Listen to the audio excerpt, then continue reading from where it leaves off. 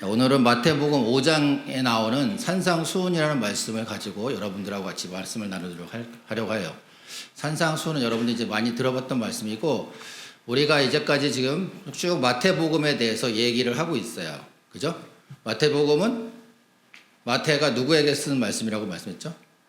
유대인들. 맞아요. 유대인들에게 쓴 말씀이에요. 4개의 공간복음 중에서 유대인들에게 쓴 말씀이고, 그래서 예수님이 이 땅에 왕으로 오셨고, 유대인들의 왕으로 오셨고, 그리고 하늘의 왕국을 이 땅에 세우시려고 오셨다는 내용들을 전하고 있다고 선생님이 말씀했어요. 그래서 예수님께서 이제 공생애를 시작하시면서 하늘의 왕국의 복음을 전하시면서 이 가버나움 지역으로 이제 이동을 하셔가지고 처음으로 공생애를 시작하셨어요. 그죠? 그래서 가버나움에서 처음으로 말씀하신 게 회개하라, 하늘의 왕국이 가까이 왔느니라, 이렇게 선포를 하시고 하늘의 왕국을 선포하셨어요. 그리고 4장 후반절에 보니까 예수님께서 온 갈릴리를 두루 다니시면서 하신 일이 있으셨어요. 많은 기적을 행하셨어요. 하늘의 왕국의 복음을 전하시면서 여기 4장 23절에 보니까 예수님께서 온 갈릴리를 두루 다니시며 그들의 회당에서 가르치시고 왕국의 복음을 선포하시며 백성 가운데서 온갖 종류의 질환과 온갖 종류의 질병을 고치시니 그분의 명성이 온 시리아에 두루 퍼짐으로 그들이 갖가지 질병들을 가지고 예수님을 찾아왔다 그랬어요. 그 당시에 예수님께서 많은 기적을 일으키시니까 많은 사람들이 예수님을 찾아왔어요. 그래서 이렇게 많은 사람들이 이 갈릴리 호수의 주변에 있는 지역에 있는 이 유대인들이 예수님을 찾아 모여들었어요.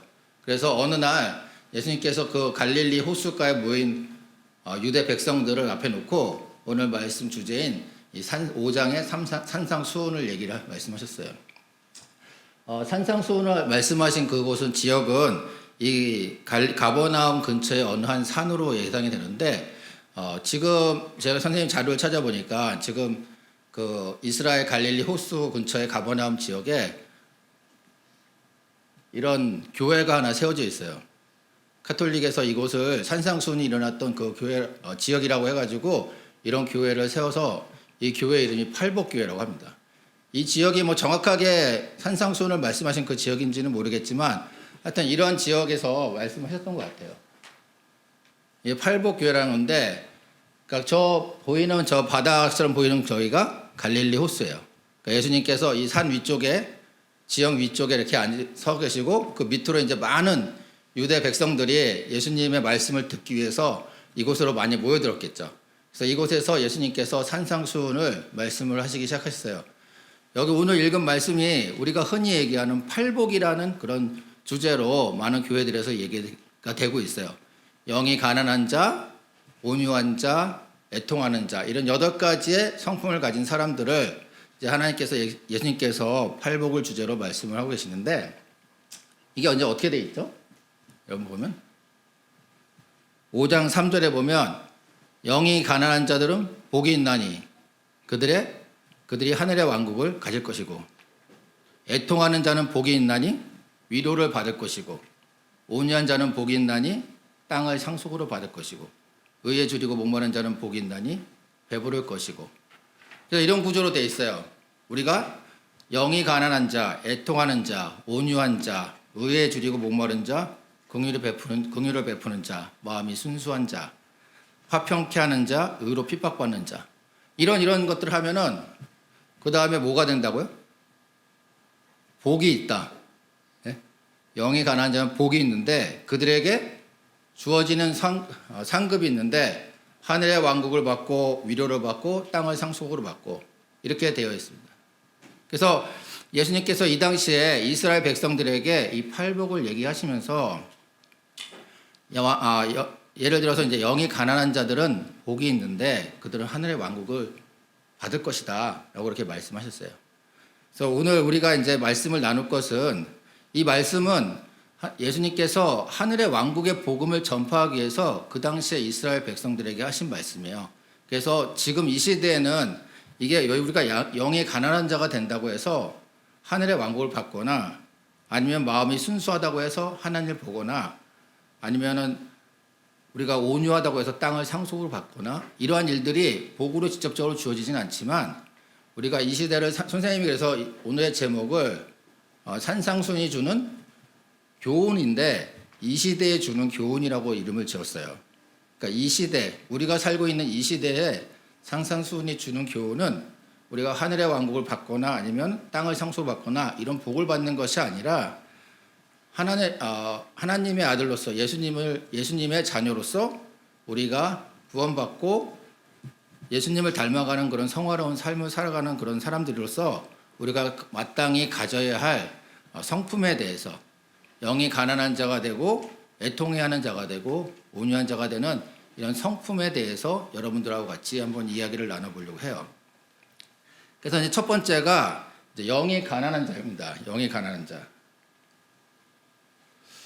여러분, 가난, 영 이게 두 개가 잘 매치가 되나요? 영이 가난하다는 게 무슨 얘기인 것 같아요? 영이 가난하다. 가난은 주로 우리가 이제 좀 돈이 없거나 뭔가 물질적으로 부족하거나 하는 데 쓰는 표현이죠. 가난하다는 거. 그러죠? 그래서 우리가 가난한 사람, 가난한 나라, 뭐 가난한 집 이렇게 얘기를 하는데 영이 가난하다라는 말은 잘 하지 않잖아요. 그죠? 그리고 또 가난이라는 거는 부족하다는 거기 때문에 약간 좀 부정적인 의미를 좀 많이 가지고 있어요. 근데 영이 가난한 자는 복이 있다고 하니까 여기서는 또 이게 또 긍정적인 표현으로 또 쓰인단 말이에요. 그러니까 영이 가난하다는 게 어떤 것인지 잘 매치가 좀 되기가 좀 쉽지는 않아요. 우리 사람은 영, 혼, 육 이 세 가지로 구분되어 있죠. 그죠? 육은 우리가 세상과 관계하는 기관이에요. 세상적으로 우리가 느끼는 감정, 오감이 있죠. 그죠? 보고, 듣고, 맛보고, 슬퍼하는 이런 감정들, 이런 것들이 이제 육에 속한 그런 기능이라고 한다면, 영의 기능은 하나님과의 관계에 있는 거예요. 영. 하나님은 영이시기 때문에 우리가 영을 통해서 하나님과 관계를 한단 말이죠. 그래서 영이 가난하다는 것은 하나님 앞에 우리가 나아갈 때 우리가 죄인임을 인정하고 겸손하게 하나님 앞으로 나가는 자, 그리고 그런 사람이 영이 가난한 자예요. 우리가 우리 스스로 인간적으로 육적으로 영을 채운다고 한다면 그것은 우리의 의, 그죠? 우리의 욕심, 우리의 교만 이런 것들로 우리의 영을 채우지 다른 하나님이 좋아하시는 그런 것들로 영을 채워지진 않아요. 그래서 영이 가난하다는 것은 하나님 앞에 겸손히 나아가는 자, 그러한 자들이 영이 가난한 자예요. 성경에 이제 두 명의 왕이 있어요. 이스라엘 왕이 사울과 다윗이 있는데 다윗의 예를 들어보면 다윗이 이제 바세바를 우리아의 아내 바세바를 어떻게 하죠? 자기 남편이 있는 유부녀임에도 불구하고 그 여인과 동침함으로써 죄를 졌어요. 거기에 더 나아가서 그 남편인 우리아를 전장에서 죽게 만들죠. 그러자 이제 나단이라는 대언자가 다윗 왕에게 와가지고 하나님의 말씀을 빌어서 왕의 죄를 지적을 했어요. 그럴 때 다윗의 반응은 어땠나요? 다윗은 통회하는 마음으로 자신의 죄를 고백했어요. 하나님, 내가 내 범법들을 시인하오니 내 죄가 항상 내 앞에 있나이다 라고 하면서 그 자기의 죄를 정말 눈물로써 고백하는 그런 모습을 보였어요. 반면에 다른 한 왕이 있어요. 사울 왕이 있었죠. 하나님께서 사울에게 아멜렉이라는 족속을 사울의 손에 붙이시면서 명령을 하셨어요. 너는 가서 아멜렉에 있는 모든 사람뿐만 아니라 거기에 속한 모든 짐승을 다 어떻게 하라고? 남녀노소 할 거 없이 다 죽이라고. 네? 그렇게 명령을 했어요. 근데 사울이 어떻게 했어요? 다 죽였나요? 안 죽였죠. 그 중에서 가장 좋아 보이는 살찐 소와 염소와 양들을 죽이지 않고 자기가 갖고 왔어요. 그러니까 그때도 마침 그때 대언자 사무엘이 똑같이 다윗의 경우와 같이 와가지고 사울에게 얘기를 했어요. 당신은 왜 하나님의 말씀을 어겼습니까? 그러니까 사울이 뭐라 그랬나요? 이 그림처럼 아니 제가 뭔 잘못을 했습니까? 저는 하나님께 정말 좋은 것을 드리려고 거기에서 가보니까 너무 살찌고 좋은 소와 염소와 양들이 있어가지고 그거를 죽이지 않고 하나님 앞에 드리려고 가져왔습니다. 라고 얘기를 했어요. 사울은 근데 이거는 변명이죠. 변명. 자기가 욕심이 나서 그거를 살려주놓고 하나님 앞에서는 마치 자기가 하나님을 위해서 이 모든 것을 한 것처럼 그런 변명을 했어요. 다윗은 자신의 죄를 통회하는 마음으로 하나님 앞에 나갔고 사울은 자신의 죄를 변명하는 모습으로 나갔어요. 근데 우리가 하나님 앞에 나아갈 때 하나님은 무엇을 원하시나요? 사울의 경우와 다윗의 경우와 사울의 경우가 다 똑같아요. 다윗은 스스로 이렇게 고백했어요. 그 똑같은 죄를 지어놓고 시편 51편에 하나님께서 구하시는 희생물은 상한 영입니다. 정말 자기 죄를 통회하는 그런 상하고 통회하는 마음을 주께서는 원하십니다. 그래서 주께서 그것을 멸하지 않으시기를 원합니다. 라고 얘기를 했어요. 사울에게 사무엘이 똑같은 얘기를 했어요. 사울이 그런 변명을 하자. 왕이여 보소서 순종하는 것이 희생물보다 낫고 귀를 기울이는 것이 수상의 기름보다 나으니. 하나님께서 원하시는 영은 어떤 영이에요? 자신의 죄를 솔직히 인정하고 하나님 앞에 나아가는 그런 상한 영이에요. 이런 영을 가진 사람을 우리는 영이 가난한 영을 가진 사람이라고 얘기를 합니다. 하나님 앞에 자기 죄를 인정하고 겸손히 하나님 앞에 나아가는 영을 가진 사람, 그런 영을 가진 사람을 우리는 영이 가난하다고 얘기를 하는 거예요. 그래서 그런 사람들에게 물론 예수님께서 하늘의 왕국이 그들의 것이라고 얘기하셨지만 우리 구원받은 우리들도 이런 상한 영을 가지고 하나님 앞에 가난한 영을 가지고 하나님 앞에 나아가는 그런 사람이 되어야 될 것 같아요. 두 번째 나오는 사람이 어떤 사람이죠? 애통하는 자. 애통. 오늘 말들이 다 어려운 것 같아요. 그죠? 애통. 평소에 많이 쓰나요? 친구들하고 야, 너 오늘 애통하구나. 야, 나 오늘 애통했어. 이런 얘기들 하나요? 애통? 잘 안 쓰는 말이에요. 애통. 애통하는 자는 복이 있어요. 근데 애통은 우리가 좀 평소에 쓰는 말로 한다면 슬프다. 그죠? 가슴이 많이 아프다. 걱정과 근심이 굉장히 많다. 이런 감정이 애통하는 마음이에요. 근데 슬프고 가슴이 아프고 걱정이 많은데 이게 막 극에 달했어. 폭발할 지경이야. 정말 슬퍼. 너무 찢어질 듯이 슬퍼. 가슴이 찢어질 듯이. 가슴이 너무 아파. 그죠? 근심거리가 많아져 짓눌려서 막 죽을 것 같아. 이런 감정들을 우리가 애통이라고 얘기를 하고 있어요. 성경에 보면 이제 한나가 자기가 자식이 없어가지고 자기 남편의 다른 부인으로부터 많은 핍박을 받자 이제 한나가 그 고통을 이기지 못하고 애통하는 마음으로 하나님 앞에 나아가서 울면서 기도하는 그런 장면이 있죠, 성경에. 그리고 그 기도를 하나님께서 들으시고 아들을 주셨는데 그 아들이 누구예요? 사무엘을 아들로 주셨죠. 그런 애통해하는 마음, 막 정말 애통해하면서 눈물로 기도를 하니까 그때 대제사장이 너는 왜 우물우물거리면서 하냐라고 얘기를 할 정도로 그런 애통해하는 마음. 또 예레미야라는 사람이 있어요. 예레미야, 그죠? 유대 멸망하기 전에 선지자인데 예레미야는 하나님의 말씀을 40년간 대언하면서 너희가 하나님께로 회개하고 돌아오지 않으면 이 유대 민족이 멸망하고 바빌론의 포로로 끌려갈 거라는 거를 수십 년 동안 대언했지만 결과적으로 유대인들은 하나님 앞에 돌아오지 않고 자신의 죄들을 계속 지었단 말이에요. 결국 그들이 어떻게 될지를 뻔히 아는 이 예레미야는 자기 민족들을 향해서 애통해하는 마음으로 하나님께 기도하고 그들을 애통해하는 마음으로 바라봤어요. 이런 마음들이 애통해하는 마음이에요.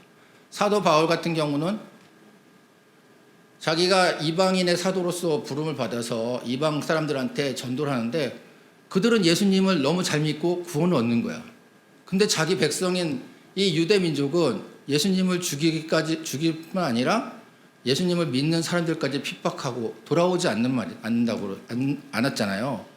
그래서 바울은 이런 자기의 동족들을 보면서 로마서에서 이들이 예수님께서 돌아오다면 내가 죽어도 여한이 없겠다는 그런 애통한 마음들을 가지고 있었어요. 이렇게 애통해 하는 마음이라는 거는, 근데 애통해 하는 게 막 가슴이 아파, 근심이 있어. 그렇다고 해가지고 남이 잘 되는 거를 막 배 아파하거나 이러는 게 애통해 하는 건 아니에요. 그죠? 애통하는데 두 가지가 있어요. 하나님의 뜻대로 하는 근심, 여기서 근심은 애통하는 마음인데, 하나님의 뜻대로 하는 근심은 회개로 이루어 다시 돌이킬 수 있는 구원에 이르게 하고, 또 하나 하나님의 뜻대로 하는 근심 말고 또 하나의 근심이 있는데, 세상의 근심은 사방을 이루느니라. 우리가 어떤 애통해하는 마음을 갖더라도 그 마음이 하나님의 뜻대로 하는 그런 근심이 되어야지만이 이것이 회개로 돌이킬 수 있는 그런 마음이 되는 거예요. 이게 고린도후서 7장 10절에 있는 말씀인데, 고린도후서는 바울이 이제 고린도 교회에 편지 두 개를 쓰죠. 하나는 고린도 전서고 하나는 고린도 후서예요. 그래서 바울이 고린도 전서를 쓰면서 고린도 교회에 많은 질책을 했어요. 왜냐하면 바울이 자기가 떠나온 이후로 이 고린도 사람들이 그리스 철학에 물들고 다른 세상의 어떤 지식에 따라서 변질이 됐어요. 복음으로부터 떠나는 일이 발생했어요. 또 기복적인 신앙의 신비주의에 빠져가지고 이 복음을 변질시키는 걸 보고 바울이 고린도 전서를 썼어요. 그래서 고린도 전서를 쓰니까 고린도후서 7장 8절을 한번 찾아볼까요? 고린도후서 7장 8절.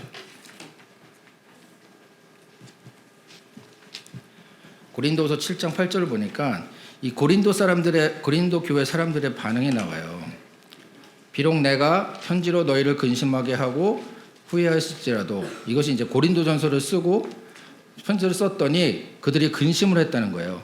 그래서 바울이 지금은 후회하지 아니하노니 이는 바로 그 서신이 단지 잠시긴 해도 너희를 근심하게 한 줄로 내가 알기 때문이다. 바울의 고린도전서라는 편지를 받고 고린도 사람들이 근심을 했어요. 왜냐하면 바울이 질책을 했거든요. 니네가 믿음으로부터 멀리 떨어져 나가고 있구나 라고 질책을 하니까 고린도 사람들이 잠시 근심을 빠졌는데, 9절에 보니까 이제 내가 기뻐해요. 바울이 기뻐하는데 너희가 근심하였기 때문이 아니고 오히려 너희가 근심함으로 회개하게 되었기 때문이라. 바울의 편지를 받고 고린도 사람들은 근심에 빠졌어요. 여기서 근심은 애통하고 동일한 말이에요. 애통했어요. 근데 그들은 어떻게 했어요? 그 질책을 받고 근심하였지만 결국 회개해서 다시 하나님께로 돌이켰어요. 이것이 하나님의 뜻대로 하는 근심이에요. 우리가 애통해하는 마음을 가지는 것은 하나님의 뜻대로 근심을 하게 돼요. 여러분, 세상 근심은 여기에 해당되지 않습니다. 세상 근심은 어떻게 해야 돼요?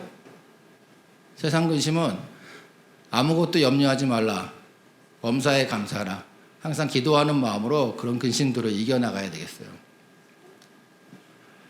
다음은 이제 온유 환자입니다. 온유는 저희가 좀 많이 알겠죠. 온유 환자는 부드러운 마음을 가진 사람, 그죠? 부드러운 마음을 가진 사람이고, 어떤 우리가 해를 당하거나 억울한 일을 당했을 때 그것을 인내하고 참는 마음이 온유한 마음이에요. 여러분, 동생이 있나요? 네? 동생이 막 나한테 뭘 잘못했어, 내 거를 막 망가뜨렸어. 여러분들은 어떤 반응을 보이시나요? 화내요? 네. 선생님 집에서 일어나는 일인가요? 야! 하고 소리 지르나요? 아니면은 그래 부드럽게 동생을 잘 타이르고 이렇게 안아주나요? 아니면 친구끼리도 이렇게 억울하죠. 억울한 일을 당했을 때, 아니면 내가 큰 잘못이 없는데 나한테 해를 주는 그런 사람이 있을 때 여러분들의 반응은 어때요? 온유한 마음으로 대하나요? 네? 온유는 별로 설명 안 해도 여러분도 잘 알겠죠. 네? 온유한 마음으로 대하나요? 아니면은 버럭 장군이 되시나요? 성경을 이렇게 선생님이 이 말씀을 준비하면서 찾아보니까 성경에 직접적으로 온유하다고 말하는 사람이 두 명 있었어요. 한 명은 여기 다 나와 있네요. 한 명은 모세고 한 명은 예수님이에요. 민수기 12장 3절에 보니까 모세에 대해서 이렇게 써 있어요. 그런데 그 사람 모세는 매우 온유하여 지면의 모든 사람들보다 온유하였더라. 우리가 성경에 온유라는 단어가 많이 나오긴 하지만 직접적으로 어느 한 사람을 가리켜서 온유하다라고 표현했던 사람은 모세 한 사람이더라고요. 그리고 예수님 자신이 스스로 본인께서 마태복음 11장 20절에 나는 마음이 온유하고 겸손하니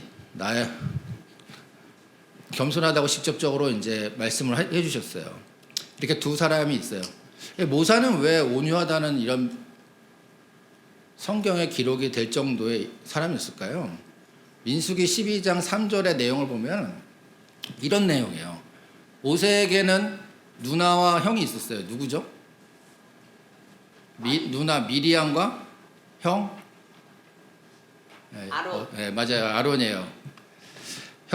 누나 미리암과 형 아론이 있었는데 어느 날 출애굽을 하고 나서 광야에 있을 때 누나와 형이 와가지고 모세에게 대적을 했어요. 그 당시 모세가 지도자였잖아요. 그랬는데 누나와 형이 와가지고 너만 하나님의 대언자냐?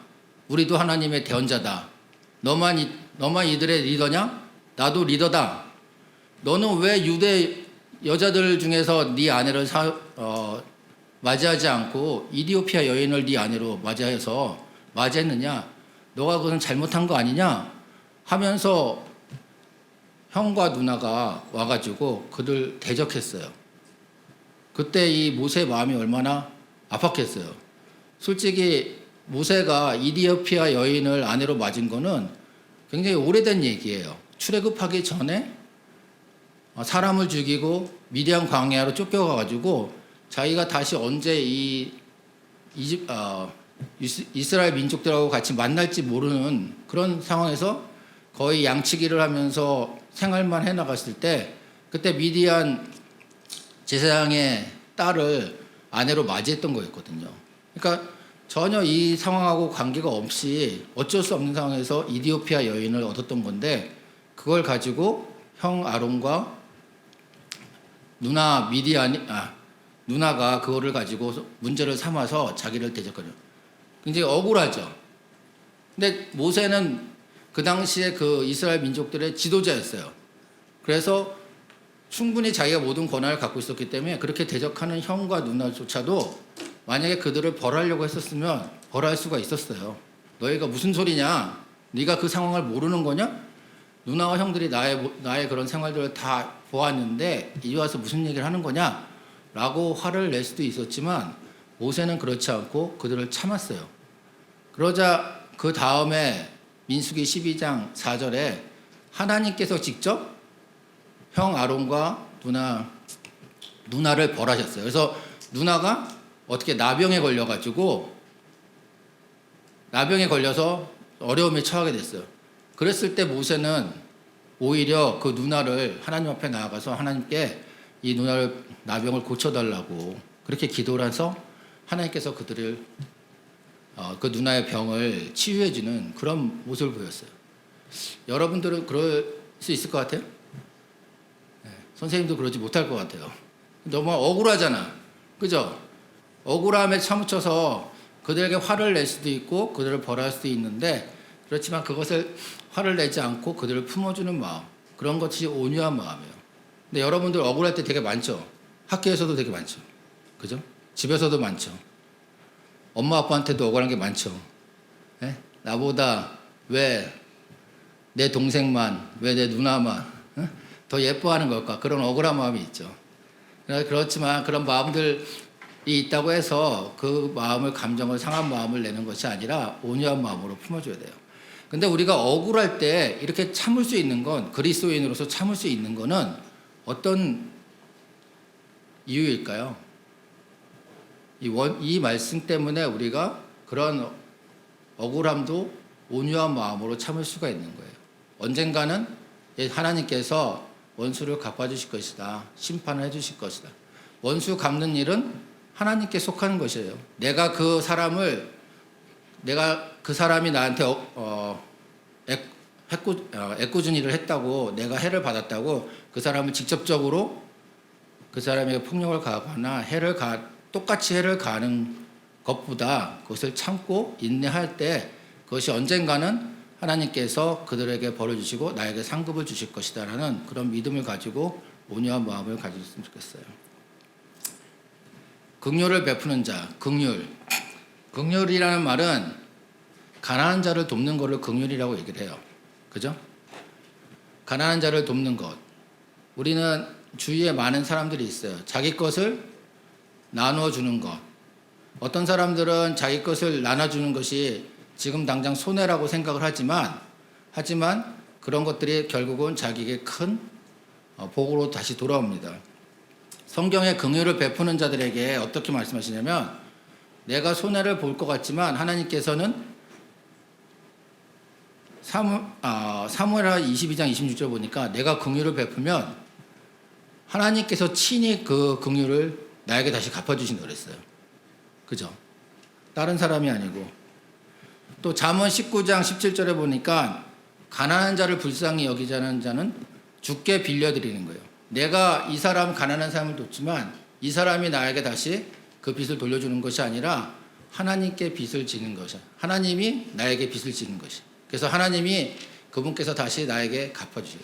여러분, 내가 이렇게 나는 사람에게 도와주는 게 크겠어요?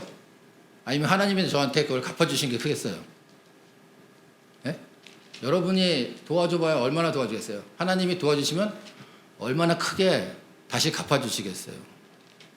비록 내가 지금은 내 것이 없어지고 내가 손해보는 것 같지만 결국 그런 어려운 사람들을 돕는 것, 그것이 자기에게 다시 복이 될 것입니다.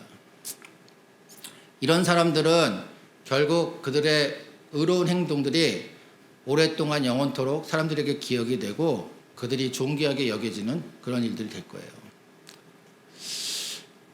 기부에 대해서 선생님이 한번 자료를 한번 찾아봤어요. 미국 같은 경우는 이 기독교 정신에 의해서 건국된 나라잖아요. 그러다 보니까 이런 기독교 정신에 의해서 이런 기부가 굉장히 활성화되어 있어요. 자료를 보니까 2017년도에 미국의 총 기부 금액이 얼마예요? 462조. 462조는 사실 말로 하지만 얼마인지 잘 모르겠죠. 선생님도 잘 모르겠어요. 462조가 얼마 되는 돈인지. 근데 2017년도에 우리나라 전체 나라의 예산이 428조였어요. 그죠? 미국 사람들은 한 해에 미국 개인이 기부한 돈들을 다 모아서 그 기부를 합쳐보니까 우리나라 1년 예산하고 맞먹는 돈을 미국 사람들은 기부를 하고 있어요. 여러분들이 잘 아는 빌 게이츠 같은 사람들, 마크 저커버그라는 사람들, 빌 게이츠는 그 당시에 48억 달러를 기부했어요. 4조 8천억 원을 기부를 한 거예요. 한 5주 정도로, 개인이. 근데 이 사람들은, 빌 게이츠가 기독교인은 아니죠. 제가 선생님이 알기로는 기독교인은 아니에요. 그렇지만 그런 어떤 기독교적인 문화 속에서 자기가 성공해서 돈을 버는 것을 당연히 사회에 환원하는 것을 당연하게 여기는 것이에요. 근데 이제 우리나라는 좀 창피하지만 보니까 세계 기부지수라는 게 있는데 우리나라 2022년도에 세계 기부지수가 88이네요. 88이. 잘 안 보이죠? 88이. 그러니까 좀 우리나라는 아직 그런 기부에 대해서 인색한 것 같아요. 여러분들이 이제 성공하고 이 점이 성장해서 성공하고 이랬을 때 이런 남들을 어려운 사람들 돕고 사회에 자신의 부를 기부하는 그런 행동을 많이 했으면 좋겠어요. 또 부뿐만 아니라 여러분들이 갖고 있는 재능들도 사회의 어려운 사람들을 위해서 그런 기부하는 그런 문화들이 좀 많이 정착될 수 있도록 우리 기독교인들이 좀 더 노력을 했으면 좋겠습니다. 그 다음에 이제 8가지 중에서 마지막으로 이제 화평하게 하는 자를 한번 보겠는데, 화평하게 하는 자, 이 화평하게 하는 자를 영어로 보니까 피스메이커라고 얘기를 했어요. 여러분들 학교에 반에 이 피스메이커가 있나요? 여러분들 인상 본인인가요? 설마? 여러분 피스메이커가 많아요? 아니면 트러블 메이커가 많아요? 트러블 메이커가 훨씬 많아요. 트러블 메이커가 많죠. 근데 우리는 이런 피스메이커가 되어야겠어요. 그죠? 반에서 피스메이커가 되려고 하면 여러분 지혜로워야 돼요. 그 상황에 대해서 올바른 판단을 해야 돼요. 할 수가 있어야 돼요. 그리고 인내하는 마음이 있어야 돼요. 어려운 상황에서도 서로에게 해가 되지 않도록 또 내가 조금 더 불이익을 받더라도 평화를 위해서 참을 수 있는 그런 사람들이 되어 있어요. 로마서 12장 18절에 보니까 이렇게 되어 있어요. 가능하다면, 여기서 좀 가능하다면이 좀 중요한 것 같아요. 가능하다면 너희가 할 수 있는 대로 모든 사람과 화평하게 지내라. 우리가 화평하게 된다고 해서 모든 것을 그냥 무조건 다 좋은 게 좋은 거야. 그래, 너도 좋고 나도 좋고 모든 게 좋은 거야 라고 하는 것은 화평케 하는 게 아니에요. 화평을 하되 우리가 넘지 말아야 될 선이 있죠. 그죠? 우리에게는 뭐예요? 진리예요. 진리를 왜곡하는 거하고는 타협을 하면 되지 않는 거예요. 여러분, 우리 반에서 학교에서 누가 어떤 애가 어떤 친구를 막 괴롭히고 있는데 여기서 내가 나서면은 굉장히 분란이 더 커질 것 같아.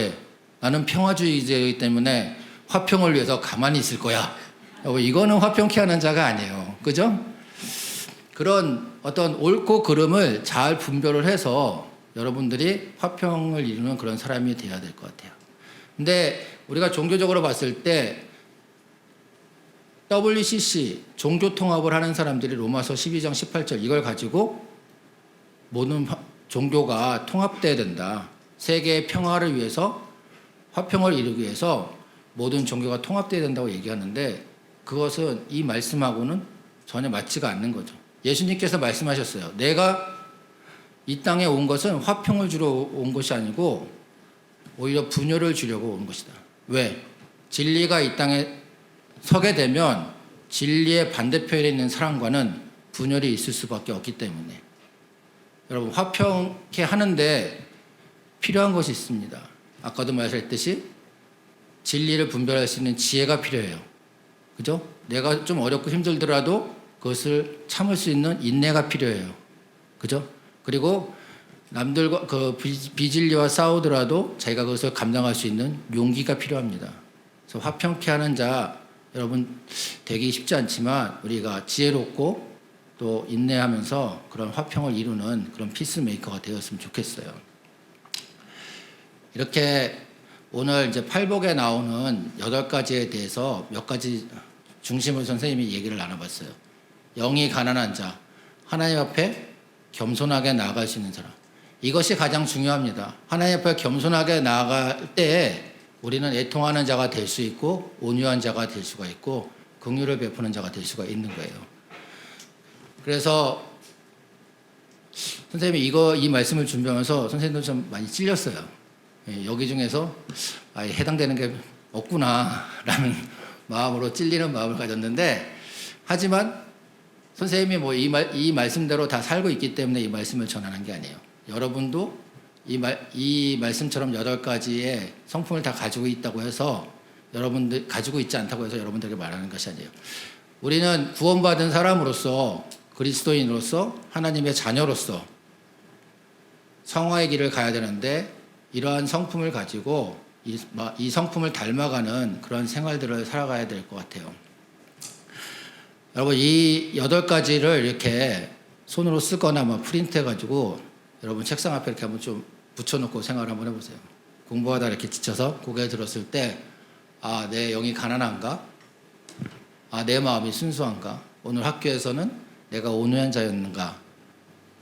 하루아침에 이루어지진 않지만 매일매일 자신을 돌아보면서 우리가 정말 하나님 앞에 겸손히 나아가는 그리고 하나님 앞에 우리의 죄를 애통하는 마음으로 회개하고 친구들과의 관계에서 다른 사람을 배려하는 마음으로 온유하고 또 긍휼을 베풀고 또 학교에서 화평을 이루는 그런 정말 믿는 크리스찬으로서 예수님의 향기를 나타내는 그러한 모든 학생들로 그리고 선생님도 또 여러분들도 성장해가는 크리스찬이 되었으면 좋겠습니다.